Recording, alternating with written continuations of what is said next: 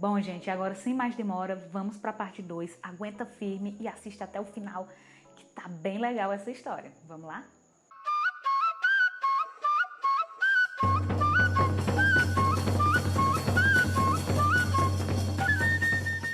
Eu queria que tu me falasse como foi, por exemplo, eu fiquei curiosa para saber como foi essa tua transição de K-pop e para o hip hop, para o universo do hip hop. Mas antes de tu falar sobre isso, já que a gente falou tanto em K-pop, eu queria que tu falasse um pouquinho sobre o que é o K-pop, como é que se dá essa dança, o que é essa dança. Eu particularmente conheci o K-pop através de você, né, no tempo que eu fui sua professora, e eu lembro que você me deu um DVD, e aí eu assisti, achei incrível, achei umas coreografias maravilhosas, os artistas do K-pop incríveis. Só que eu lembro que eu fiquei num bug, tipo, eles são dançarinos, eles são um grupo musical tipo boy band, o que é isso aqui? E aí, depois de um tempo, foi que eu vim entender. E eu tô fazendo essa pergunta como uma espectadora de K-pop e como uma pessoa também que reconhece, como você falou, que na nossa região, apesar de ser uma região conhecida por cultura, mas que tem muita coisa ainda que é desconhecida. E eu acredito que o K-pop, apesar de existir grupos, ainda é um pouco desconhecido, assim, né? Não, de fato é porque os grupos de K-pop, eles existem para os grupos de K-pop. É assim, é um negócio que você não consegue entender, sabe? Que devia ser conhecido por outras pessoas, mas é só conhecido pelos grupos. O K-pop é um estilo de música, né, coreana, e aonde eles criaram um formato estilo Spice Girls e estilo Backstreet Boys, NSYNC, onde eles juntam pessoas que têm habilidades mútuas de dança e canto e eles representam uma marca, eles representam uma empresa.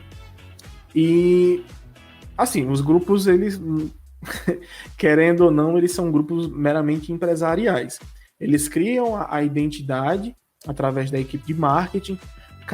Cada membro no grupo ele tem sua função para poder compor o conjunto. Tem o cantor lírico, tem o rapper, que traz essa pegada mais forte. Então, cada integrante ele tem a sua função no grupo. E diferente desses grupos americanos que existiram no passado, lá na década de 80 e 90, eles têm um foco, sim, bastante atenuado na dança. Tanto que nas apresentações eles não se preocupam tanto na questão do alcance vocal dos cantores do grupo. Eles se preocupam com performance.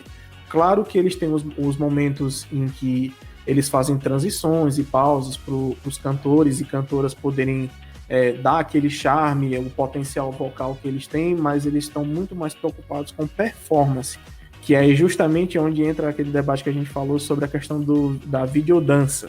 Eles praticam muito videodança, eles fazem clipes hiper mega conceituados, assim, e é muito foda, é muito foda. Tem um dos artistas do cenário do K-pop, que ele é conhecido como Kai, do grupo EXO. Ele foi a minha primeira inspiração como dançarino de verdade, porque eu comecei a acompanhar um pouco mais dele fora do grupo, tecnicamente fora, porque todas as promoções de vídeo dele eram através da empresa, mas era um pouco mais do Kai. O que é que o Kai faz? Como ele dança de verdade? Como é a inspiração dele? E ele é um daqueles K-idols que eles chamam, que eles são fora da curva, que eles têm o grupo, mas a empresa faz aquele investimento para mostrar o lado solo dele. Então ele foi uma das minhas primeiras inspirações. Então, basicamente, o K-pop são grupos comerciais, seja femininos, sejam masculinos ou então mistos, aonde eles representam uma empresa e eles levam o canto e a dança junto nas suas apresentações. E isso foi só evoluindo com o tempo, com o marketing digital, com o alcance com as pessoas, e virou um fenômeno pelo mundo inteiro. E não, claro, não podia ser diferente com o Brasil também, atenuando alguns grupos como o BTS, que ele estourou assim para todo mundo, agradou gregos e troianos. Então, basicamente, o K-pop é isso. A febre vira muito. Dá para você comparar muito o que era tipo o RBD. O RBD era aquele grupo da novela que eles cantavam, faziam uma apresentação e era uma maluquice. É a mesma coisa com K-pop. São os grupos que cantam e dançam e eles viralizam com as pessoas de uma maneira incrível. Então, basicamente, o K-pop é isso. Por que é que começou a fomentar muito aqui na região? Porque essas pessoas que curtiam as mesmas coisas, os mesmos grupos, começaram a se encontrar por conta dos eventos e por conta das redes sociais. Então, começaram a formar grupo, começaram a dançar juntos, começaram a fazer eventos de K-pop só para eles poderem se encontrar, curtirem as músicas e tal. Então, virou uma febre e explodiu. Eu comecei muito tempo, mas o que fez realmente desligar essa chave um pouco mais do K-pop e só pegar coreografia foi a minha necessidade de criar coreografias, porque eu acabava vendo umas coisas tão massa e eu acabava me distanciando muito, porque no domingo eu vou ter que pegar aquela coreografia com o meu grupo e eu, poxa vida, será se eu não consigo criar alguma coisa tão boa quanto com as mesmas pessoas e ainda ser algo autoral? E foi isso que deu a virada, a chave. A gente participava dos concursos e a gente fazia as apresentações copiadas dos outros grupos. As mesmas posições, fazendo dublagem e copiando os movimentos. Só que teve um evento em particular que eu falei com o grupo topou da gente criar uma introdução. Foi só uma introdução. Galera, a gente vai fazer uma introdução pra música e ela vai ser nossa. Aí eu peguei uma música do Bistep, cortei, picotei ela e eu chamei a galera e a gente fez uma introdução para essa música. A gente começou dançando a minha coreografia, todo mundo junto, e depois fazia um mixtape e entrava a música do grupo. E isso foi uma loucura, assim, porque ninguém tinha feito isso até então. Ninguém tinha feito isso. E quando começou a minha música, né? Quando começou a música da minha coreografia a tocar na hora do palco, eu fiquei maluco. Eu disse, e se as pessoas não gostarem? E agora? E só que na hora que a gente começou a dançar, a galera começou a ficar maluca. Começaram a gritar assim, e eu fiquei naquela, o corpo todo eufórico, todo arrepiado, mas focado na coreografia, porque tinha a interpretação do momento, né? Então eu fiquei na minha e tal, não sei o quê. Mas na hora que terminou tudo e todo mundo começou a aplaudir e tal, não sei o quê, eu fiquei assim, caraca, mano, o que foi que eu fiz? A galera e tal, não sei o quê. E no final a gente ganhou. Aí eu, puta que pariu. Aí eu fiquei, puta que pariu, e agora, mano? E eu fiquei pilhado. Então, a partir desse momento que eu vi que o que bastava era eu ter a iniciativa de pensar e de fazer e de executar, era onde eu poderia imprimir a minha identidade dentro do K-pop. Só que ao longo dos anos isso foi mudando, que eu não precisava me sustentar apenas no K-pop. Eu poderia fazer isso com qualquer música, independente de qualquer coisa. Mas a principal chave foi esse martelo batendo na minha cabeça. Cara, eu posso fazer uma parada dessa. Eu posso criar algo assim. Eu posso fazer algo assim. E ficava batendo muito.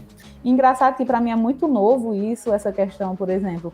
Então, quer dizer que não é K-pop se eu pegar uma música do BTS e eu mesma coreografar. Não seria K-pop. Tem esse porém aí também. Porque eu fiquei curiosa. São os quadrados.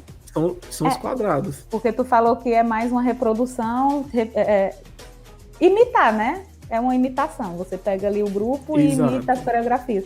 Então, é o cover. É o cover, exato. Muito obrigada. E aí, quer dizer que não é K-pop se eu criar as minhas coreografias, é isso? Isso. Em teoria, continua sendo K-pop, porque K-pop é um estilo de música. Então você está livre para poder colocar a sua interpretação em cima. Só que dependendo da mentalidade do outro artista ou da outra pessoa que está assistindo, não é K-pop, porque novamente é uma caixa, né? É K-pop se for cover. Então, se eu fizer uma coreografia autoral em cima, não é mais K-pop. Nossa, então, pra novamente, mim... a gente entra naquela questão das caixinhas. Claro, não é uma regra, não são todas as pessoas que pensam assim, mas existem ainda aquelas cabecinhas quadradinhas que coloca os pinguinhos nos is, a trema no u, e é isso. Se não for amarelo, é preto, se não for azul, é rosa. Não pode ser colorido, não pode ser misturado. Mas existem grupos que trabalham K-pop com coreografias autorais, ao invés de reprodutivas, assim, de... Eu não vou mentir para você. Eu desconheço um grupo de pessoas que pegam músicas de K-pop, literalmente K-pop, e reproduzem de uma forma diferente. Num contexto que a gente está pensando aqui de girl group e boy group, né? Fazer um trabalho autoral. Grupos covers que teoricamente não seriam covers, né? O que existem são artistas que, assim como eu fazia, pegavam músicas de K-pop e imprimiam dentro dos seus workshops, das suas aulas. Então, assim, um grupo focado em pegar essas coreografias, essas músicas e transformar em coreografias autorais, remodelar num grupo diferente, eu desconheço um grupo que seja focado nisso. Existem apresentações de artistas singulares, de grupos singulares. Um exemplo deles é o Kinjas, que é um dos grupos de dança que eu amo assim de coração, que pegam algumas músicas e fazem um trabalho ali fixado para eles, mas não é o foco deles, é um trabalho pontual. Aí vai pegar aquela música de K-pop, vai criar uma coreografia e vai fazer, e vai ficar massa, vai ficar top, porque é artista de fora. Então, eles fazem trabalhos pontuais, mas grupos focados e especializados em remodelar e reinventar músicas de K-pop, honestamente eu desconheço. Nossa. Eu conheço trabalhos pontuais, mas focados nisso eu desconheço. Eu vejo muitas aulas. Eu assisto muitas aulas de artistas coreanos, né, dançarinos coreanos, japoneses e chineses, que eles pegam essas músicas porque são músicas culturais, não é nada diferente. É o que seria a nossa Anitta, é o que seria o nosso samba, são músicas culturais para eles, que eles pegam e fazem as aulas deles e fazem os trabalhos pontuais. Mas não vejo como trabalho exaustivo, que é sempre aquele mesmo trabalho. Eu vou pegar músicas de K-pop e eu vou transformar em coreografias autorais e tal, não sei o quê. São trabalhos pontuais. Nossa, que interessante, assim, é bem novo isso para mim, porque era uma das questões que eu tinha muita dúvida, que eu ficava, nossa, que legal. Porém, eu percebia que a galera reproduzia as coreografias dos grupos famosos, né? Mas que eu fazendo assim, eu nunca vi ninguém fazendo trabalho autoral. E aí, quando tu falou sobre essa chave que deu na tua vida, sobre a percepção de começar a criar, e aí foi quando tu entrou no hip hop, né, pelo que eu entendi, aí me veio essa. Então, quer dizer que não tinha possibilidade, por exemplo, de criar uma coreografia autoral dentro das músicas K-pop, sabe? É justamente o ponto da bolha, né? Quando essas pessoas, adolescentes, jovens, adultos, entram nessa bolha do universo cover, pensar em criar coreografia fica algo muito distante, ou talvez até impossível. Porque, tipo, a coreografia já tá pronta. A música já tá aí, tá pronta. Qual o trabalho que eu vou ter em cima disso? Então fica aquela bolha ali, ó, minúscula, fechada. E já é diferente de artistas que estão um nível acima da gente. Um nível acima da gente que eu digo é no conceito de liberdade corporal. Liberdade de pensamento, de não precisar ser aceito por outras pessoas, mas se aceitar primeiro. Aí de lá pegar uma música pontual, fazer sua própria coreografia, ou nem pensar nessa questão se é hip hop, se é K-pop, ou nada, se aquela música ela mexeu comigo, ou se ela mexeu com o meu corpo, porque venhamos e convenhamos, tem umas batidas que pegam forte na gente, que a gente só quer quebrar as coisas e não tá nem aí. Então, quando a batida da música ela pega na gente, a gente precisa criar alguma coisa em cima. Então, tem essa liberdade. Então, quando você está dentro da bolha de cover, de só reproduzir, criar acaba se tornando algo muito estranho, muito esquisito. Então, eles não conseguem ter essa liberdade de pensar fora da caixa. Claro, isso é um processo, não é uma regra. A partir do momento que essa pessoa começa a entender a dança como qualquer coisa que ela queira que seja, então ela começa a furar essa bolha e ela começa a entender que o espaço onde ela está, onde ela vive, independe do estilo, independe da forma, do gênero, ela só precisa dançar, ela só precisa se expressar. E sair dessa bolha é um processo muito complicado mesmo, porque não é só você furar a bolha, é uma pressão fora de você que lhe coloca e lhe empurra ainda mais para dentro. Engraçado como isso se deu, assim, né? Porque todos os estilos que vão aparecendo, linguagens novas que vão aparecendo, as pessoas não se fecham tanto. Porque a visão que eu tenho é de que o K-pop se fechou em reproduzir coreografias de grupos e acabou, meio que um fit dance coreano, né? Porque o fit dance é aquela música que você pega, por exemplo, eu vejo muito pessoal aqui no Brasil em relação ao fit dance, e não sei nem se eu posso estar citando o nome, né? Mas já foi. E aí é o lance do pegar uma música, digamos, de axé. E aí todo mundo que vê aquela música de axé só vai associar a coreografia da empresa, sabe? Já não tem mais aquela de criar. Se você prestar atenção, você vai pegar uma música de um cantor tal, você não tem, mas que antigamente a gente dançava os axé, mas a gente até imitava, sabe? Mas tinha muito que a gente tava ali na onda, por exemplo, tipo swingueira, né? A gente vai dançando ali conforme o corpo vai pedindo. Só que depois da onda das coreografias, meio que surgiu uma música de tal, foi coreografado por empresa tal, e você só quer... O mundo só dança aquela coreografia, ninguém mais deixa o corpo dançar espontaneamente. E a ideia do K-pop meio que me veio isso, assim, como foi que eles não, né? Mas os grupos se fecharam tanto, assim, para isso, ao ponto de não criar, sabe? Pois é, agora, porque a gente tá falando um pouco da questão do pessoal do cover, né? O pessoal que faz cover. Recentemente eu assisti o documentário de um grupo de K-pop feminino chamado Blackpink, e mostrando assim como é o passo a passo para se tornar um grupo de K-pop, né? A empresa ela investe em artistas, em dançarinos que dançam e cantam, né? Então eles fazem uma grande seleção e puxam os mais potenciais. Então se no futuro eles pretendem montar um grupo com 5 pessoas, 5 rapazes ou 5 meninas, eles pegam tipo 20 rapazes e 20 meninas. E desses 20 melhores, eles começam a investir nessas pessoas. Aula de canto, aula de dança, inglês, e eles vão lá, aí eles entram num processo que eles chamam de trainee. Eles vão treinando até se tornar um K-idol.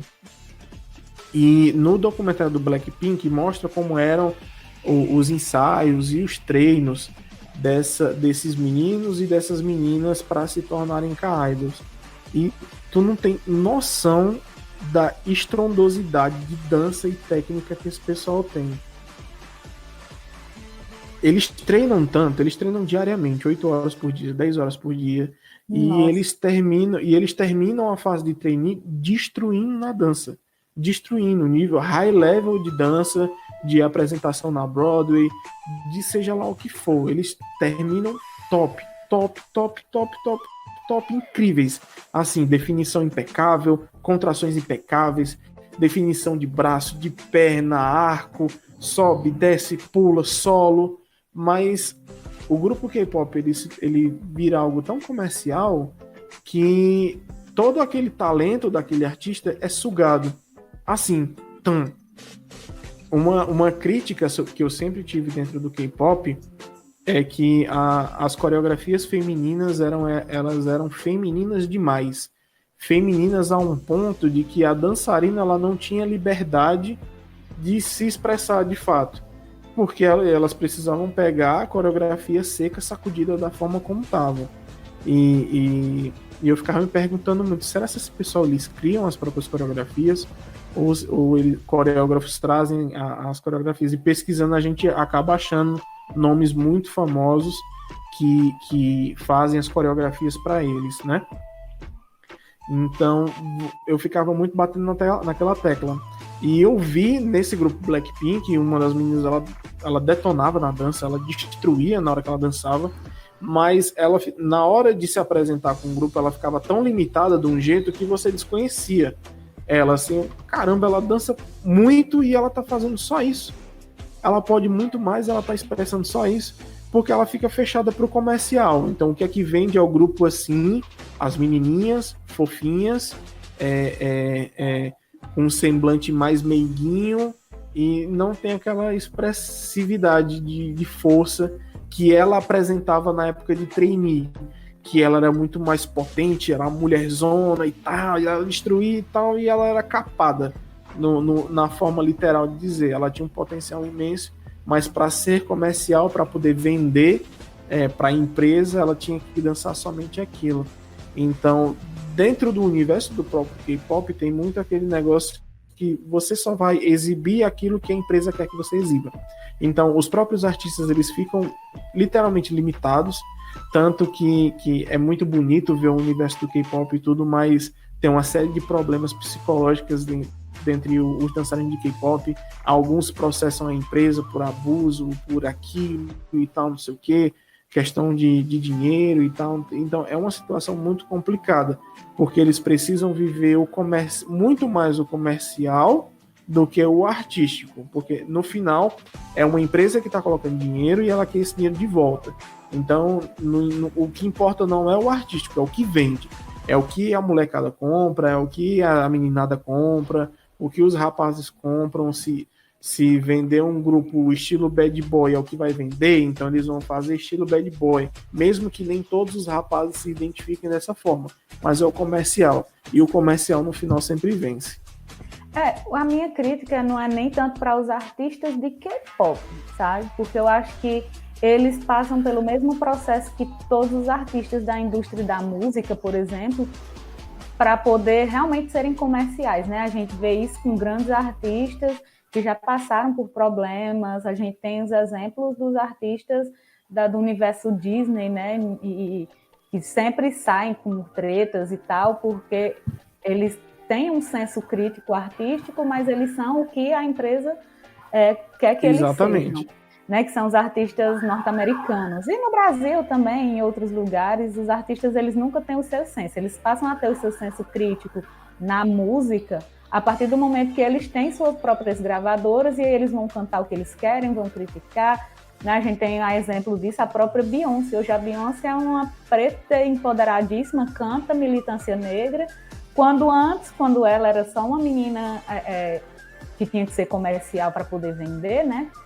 Ela tinha que se submeter. Mas a minha crítica é mais para a gente, né? Réis mortais, que estamos do lado de cá, que está criando, que trabalha em um formato cênico, por exemplo, que não é muito diferente dos artistas de K-pop, mas que a gente que está dando aula, né, de danças urbanas, hip-hop dance, hip-hop new style, enfim, e que a gente vai criar o nosso trabalho com dança.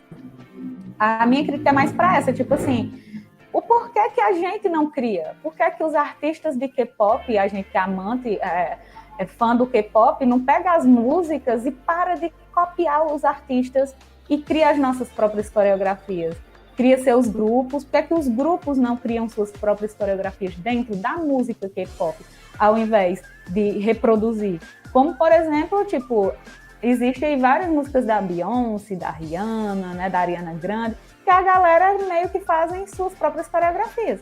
Na verdade, todos os artistas têm suas músicas e quando a música bomba mesmo, todo mundo cria sua própria composição. Que diferente do K-pop não acontece isso, né? Tipo, a galera só copia não, mesmo. Muito raramente. Você vê muito mais esse tipo de expressão com artistas já prontos, né, já aí no ramo Anthony Lee, Brian Puspos, é a galera que já está pronta, então eles já estão prontos, eles já estão ali, então fica mais fácil. Que são os próprios músicos, não é isso? Não, que são os próprios coreógrafos ou os dançarinos que a gente chama de top, né, que eles já estão lá, são hiper mega reconhecidos. Então, para eles, é mais fácil serem reconhecidos. Eu agrego muito esse bloqueio pelo fator comparativo, que era o que eu me comparava na época, né? Será se eu fizer isso aqui, será que vai ser legal? Então, eu acho que é muito um fator comparativo dentro do cenário, porque realmente é muito fechado, De novo, não é regra, né? Há pessoas que pensam de formas diferentes, mas num grande contexto é um negócio muito fechado. É como se o K-pop fosse a pré-escola, teoricamente dizendo, né? Onde a gente dá os primeiros passos e começa a enxergar a dança de uma forma diferente. Mas ela poderia ser diferente desde o começo. No lugar de eu começar a pegar as coreografias prontas de K-pop, eu desde o começo pegar a música de K-pop e reproduzir aquilo que eu sinto vontade de reproduzir. Entende? Sim. É o que mais acontecia com as danças urbanas, né? Antigamente, por exemplo, a galera pegava o Michael Jackson, pegava todos os passos do Michael Jackson e dançava as coreografias tais quais. Mas quando é uma coisa só de início, né? Tipo, não, vou montar meu grupo e aí eu vou pegar a coreografia do Chris Brown. E aí, de repente, com o tempo de grupo, você vai criando as suas próprias. Mas o que eu vejo, por exemplo, é a galera só copiar mesmo, assim. Né? Como se fosse cultural ser só cover. E aí, por isso que eu fico me perguntando, tipo, não existe um grupo que crie suas próprias coreografias, grupos, para não ficar, deixa eu tentar me explicar, para não ficar meio tipo, a galera do K-pop é plageia, né? Não é cover. Isso. É só cover, por isso que no comecinho lá, quando você me deu o DVD, eu fiquei muito na dúvida, porque eu fui pesquisar, né, o que era K-pop. E Sim. Aí eu via muito cover, de fato. E aí eu fiquei, não, acho que K-pop é ser cover. Ou então, tipo, K-pop são só dançarinos. Aí eu fiquei nesse bug, assim, porque eu não via. Não, mas de fato é bugado. Mas de fato é bugado. Não tem como dissociar a grupos de K-pop a não serem covers. Você sempre vai, até nas suas pesquisas no YouTube, você sempre vai achar única e exclusivamente covers. Quem se destaca de forma diferente é artista que já é pronto. Então, é muito desse negócio que eu te falo mesmo. É uma questão de cultura. Eu acho que talvez possa ser até um problema dentro do nosso cenário, por assim dizer. Porque eu nunca escutei falar sobre uma escola de dança pautada não para formar artistas, mas para formar produtores de como é que eu posso chamar, meu Deus do céu, de propriedade intelectual, de coreografias próprias. Tem aquela formação que até você mesma fez em Fortaleza, mas não é uma coisa de fácil acesso para todo mundo que queira. Então quer dizer que tem um curso para K-pop, assim, para um... Não, aí é tipo fit dance. É tipo fit dance. Tem um curso para você dar as aulas do fit dance. Entende? Aí tem um curso para dar aula de K-pop, é isso? Exatamente, para você ser professor de K-pop. Nós estamos vivendo na era de cursos. Então, de vender cursos. Então, para mim já está mais claro. Porque eu não sabia que existia tipo um curso para ser professor de K-pop. Então, para mim fica mais claro. Então, é mais ou menos nesse formato fit dance mesmo. Isso, é mais ou menos isso. Só que, tipo, fit dance é uma propriedade intelectual. Então, as coreografias que eles formam, os instrutores que vão ensinar aquelas coreografias só podem lecionar e colocar o nome fit dance se eles fazem um curso de formação do fit dance. Entendi. Então, tipo, para você ensinar K-pop, não precisa dessa terminologia toda. Mas como a gente vive na era dos cursos, existem cursos preparatórios para você poder dar aulas de K-pop. Que aí eles vão dar metodologia, como é que você faz para poder ensinar, etc, baseado no contexto dos grupos de K-pop. Assim como tem outros tantos cursos, aprenda pop em 3 dias, seja uma fera no Crump em apenas 50 minutos por dia. Essas loucuragens que a gente está vivendo na pandemia de venda de curso. Onde eu tenho um curso que eu ensino como vender curso. Ah, entendi. Então, para ficar mais claro para mim, para quem vai assistir, existe esse curso para ser professor de K-Popper, mas você não precisa, por exemplo, pegar a coreografia dos grupos, que nem por exemplo, vou citar, já que a gente citou mesmo aqui, que nem Fit Dance, que nem você falou, que pega a coreografia, digamos, de uma música do Léo Santana e tem que reproduzir tal qual a empresa coreografou. Isso. No do K-pop Exatamente. também segue essa linha, ou eu posso fazer um curso de K-pop e querer montar minha coreografia com as músicas? Não, de novo, né, o Fit Dance tem a forma de fiscalizar quem está usando o nome Fit Dance, né? Então, o K-pop, ele não é uma propriedade, ele é um estilo de música. Então, existem determinados cursos que ensinam o dançarino a como ministrar aulas voltadas para o K-pop, seja passando coreografia de outros grupos, mas, de novo, não é uma propriedade intelectual, ele não precisa manter aquela regra.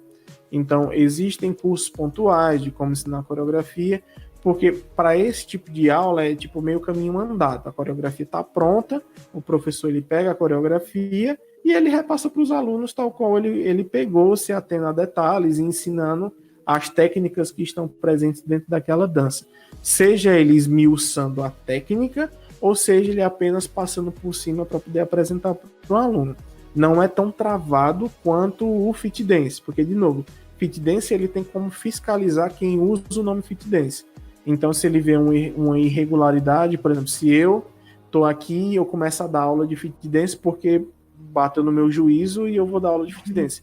Se esses caras verem, eles vão vir atrás de mim aí. Ou você para aí ou a gente vai entrar no processo. Você não pode usar o nome Fit Dance. K-pop é samba. K-pop é samba. Não é uma propriedade. A ideia é tipo assim, é o lance das coreografias, o da senso formação, criativo. né? Eu posso criar ou eu tenho que reproduzir tal qual? Não, você pode criar. Você entendi. pode não, criar. é só isso. Os cursos que eles estão vendendo hoje, e aí, de novo, é qualquer pessoa. É tipo, eu bati no meu juízo que eu vou dar um curso de K-pop para quem quiser ensinar K-pop.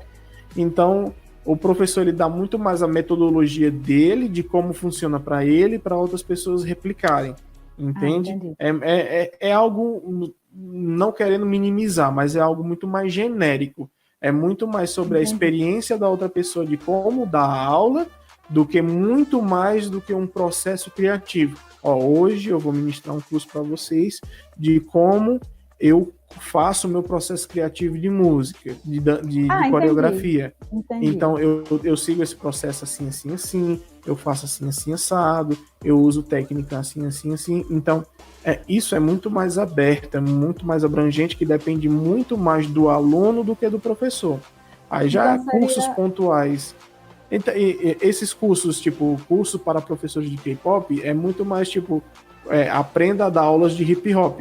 Qualquer coisa. Entendi. Era isso que eu ia perguntar. Entendeu?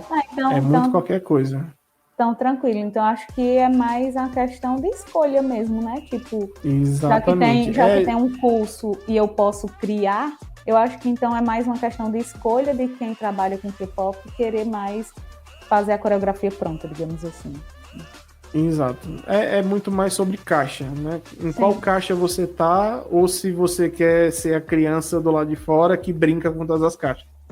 Sim. Então, e lembrando que não tem nenhum problema, tá? Assim, o lance de eu estar perguntando foi só uma dúvida, não estou aqui criticando quem reproduz. Foi só uma dúvida, porque como eu falei, eu tive um bug no começo, porque eu fiquei, o que é o K-pop? É um grupo musical? É um grupo de dança? Ou como é isso? A galera que é um cover? Eu não entendi. Agora ficou mais claro, assim. Né, porque, querendo ou não, é um universo muito distante do nosso, né? Sim. Do nosso, que eu falo, enquanto pessoas do convívio cotidiano. Quando vem uma cultura muito diferente, a gente se depara com um negócio muito esdrúxulo e a gente fica, o que está acontecendo aqui? Sim. Mas a linguagem, ela é muito interessante, é muito bonito. Nossa, a galera dança muito, muito mesmo, assim. Eu vi já vídeos e eu fiquei abismada. Nossa Senhora. E como você falou, é uma coisa que está sendo nova aqui, né, na região do Cariri. E que, por isso que eu lhe convidei a fazer essa fala, porque você, para mim, é a pessoa que representa o K-pop na região do Cariri. Eu desconheço outra pessoa que trabalhe com essa linguagem, né? E aí eu lhe convidei para falar mais sobre isso mesmo, porque como é uma linguagem nova, é de importância, pelo menos para mim, trazer para o canal, para que o pessoal que assiste tenha esse conhecimento, saber que existe na região, né, que não é uma coisa só lá da Coreia, que existe no Brasil, né, também, vários grupos no Brasil, e por ser uma coisa nova mesmo. E eu queria que você falasse para a gente encerrar, o vídeo vai ficar enorme, talvez eu vá ter que dividir em 2 partes.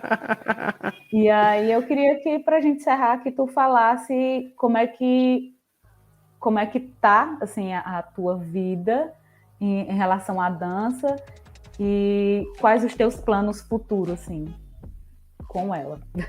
Pronto, minha vida com a dança, ela tá paradíssima, ela tá muito mais visual do que corporal. Antes da pandemia, eu tive um nervo ciático pinçado, daí isso acabou me trazendo algumas limitações. E devido à pandemia, que eu tive que me desligar um pouco da dança e engajar em outros trabalhos para poder manter o din-din caindo na conta, né? Eu acabei criando um negocinho que eles chamam de nervo ciático bilateral, que não é só um lado, são os dois que ficam pinçados. Então, hoje eu estou num processo de tratamento para poder recuperar minha movimentação, recuperar meu alongamento, e eu vou ter que recomeçar uma adaptação. Porque antes eu conhecia meu corpo, eu sabia como eu dançava, agora eu não sei mais. Eu não sei até onde vai a extensão do meu corpo. Eu sou um dançarino de força, de empregar muita força nos meus movimentos. Eu não sei mais quanta força eu posso empregar, então vai ser uma nova fase, uma nova descoberta do meu corpo, até onde eu posso ir e o que eu posso fazer. Eu tenho em mente alguns projetos para fazer umas apresentações solos de alguns temas que se passaram na minha vida, e eu gostaria de transmitir isso em forma de dança, que fala muito sobre perda e sobre a aceitação da perda, que é um processo muito difícil. Então eu tenho sentimento, eu tenho um projeto de levar um espetáculo solo falando sobre esse tipo de sentimento humano, sejam o que a gente chama de fases de luto e tal, que são processos muito internos, muito pessoais, e eu acho que talvez se eu fosse empregar isso na forma de um grupo, como normalmente acontece, talvez eu não conseguisse passar a mensagem que eu queira passar na verdade.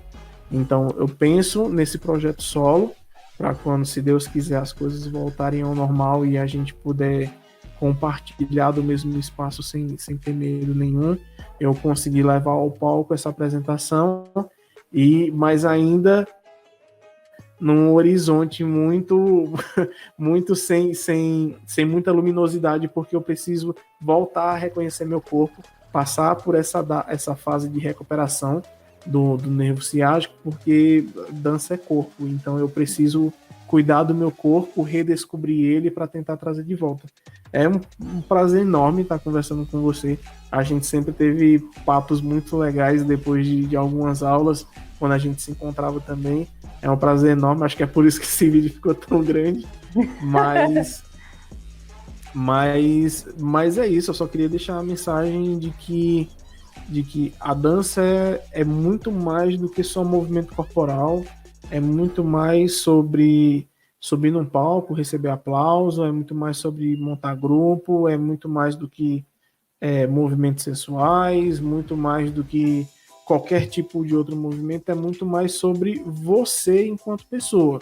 Então, não se limite por achar que você dança pouco, porque não aprendeu a dançar. A dança, ela é livre. Ela tá ali para você poder falar a sua verdade, falar sobre o que você sente, seja de qualquer momento, seja de tristeza, de alegria, de raiva, é sobre você. Nunca se limite e nunca se deixe limitar por críticas ou por palavras indevidas de outros dançarinos, porque, infelizmente, seja no ramo profissional ou seja no divertimento, a gente acaba se deparando com situações e com pessoas que querem derrubar a gente de fato. Então, não se diminua, não se menospreze. Você não precisa brilhar na TV Globo para se considerar dançarino. Você só precisa se enxergar como pessoa e se enxergar como dançarino. E sua dança é a sua verdade, independente do estilo, independente da forma, mas que ela traga a sua verdade. É isso, concordo plenamente com todas as suas palavras. E muito obrigada de coração por ter aceitado vir compartilhar dos seus pensamentos, né, de compartilhar da sua vida, das suas experiências. A gente aqui no Cariri com Dança. Muito obrigada. Eu desejo todo o sucesso do mundo.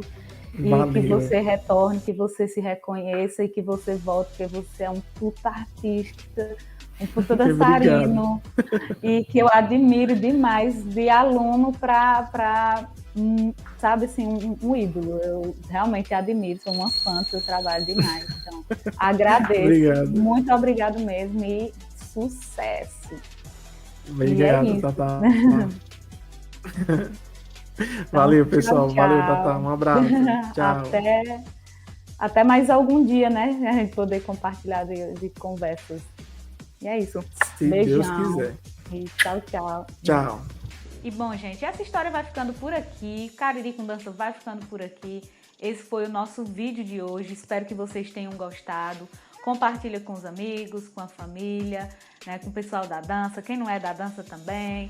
Bora bora atingir, né, nossa primeira meta, que é os 1000 inscritos, né, fazer com que esse quadro, com que esse canal fique um pouco mais conhecido, para que eu possa trazer conteúdo com melhor qualidade, muito mais assunto para vocês, beleza? Então, beijo grande e até a próxima quinta-feira com mais um Cariri com Dança.